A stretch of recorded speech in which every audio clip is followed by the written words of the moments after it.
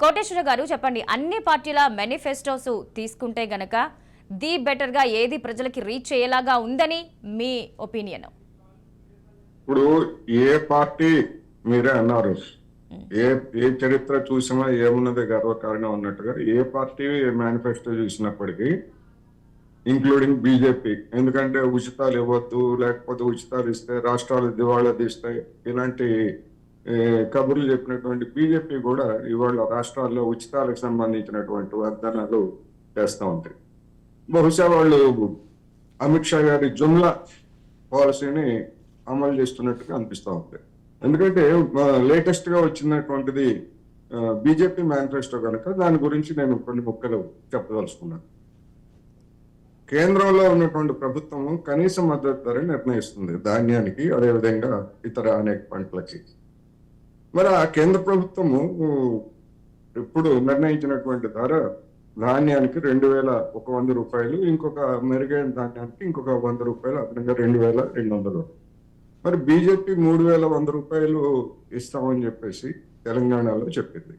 అది మిగతా రాష్ట్రాల రైతులకు ఇవ్వాల్సినటువంటి అవసరం లేదా, లేదా అధికారంలో ఉన్నటువంటి రాష్ట్రాల్లో ఎందుకు ఇవ్వట్లేదు, లేదా దాన్ని కేంద్ర ప్రభుత్వం ఎందుకు ప్రకటించలేదు అనేటువంటి ప్రశ్న సహజంగానే తలెత్తుతుంది ఇక్కడ. అలాగే మన బీజేపీ మిత్రుడు తెలంగాణలో పెట్రోల్ డీజిల్ వ్యాట్ ఎక్కువగా ఉంది అని చెప్పారు. ఎస్, ఎక్కువగా ఉన్నమాట వాస్తవం. కానీ మహారాష్ట్రలో ఉన్నటువంటి దానికి, తెలంగాణలో ఉన్నటువంటి దానికి పెట్రోల్ మీద కేవలం 5 రూపాయలు మాత్రమే తేడా. ఏది అక్కడ తగ్గించిన తర్వాత 10 రూపాయలు అవన్నీ కూడా కేంద్ర ప్రభుత్వము, రాష్ట్ర ప్రభుత్వం కూడా కొంత తగ్గించిన తర్వాత ఉన్నటువంటి రేటు 5 రూపాయలు తేడా. అదేవిధంగా కేంద్ర ప్రభుత్వం ఏమో 10 రూపాయలుగా ఉన్నటువంటి సెస్సుల్ని 30 రూపాయలు, 32 రూపాయలకు పెంచింది.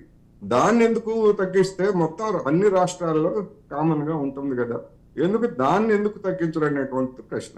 అదేవిధంగా అనేక విషయాలు చూసేట్లయితే అది ఈ ఎంఎస్పికి సంబంధించినటువంటి పెద్ద ప్రశ్న ఏంటంటే, రైతులు ఏడాది పాటు ఉద్యమించిన తర్వాత మేము కనీస మద్దతు ధరకి సంబంధించినటువంటి చట్టబద్ధతని పరిశీలించేందుకు ఒక కమిటీని వేస్తామని చెప్పారు.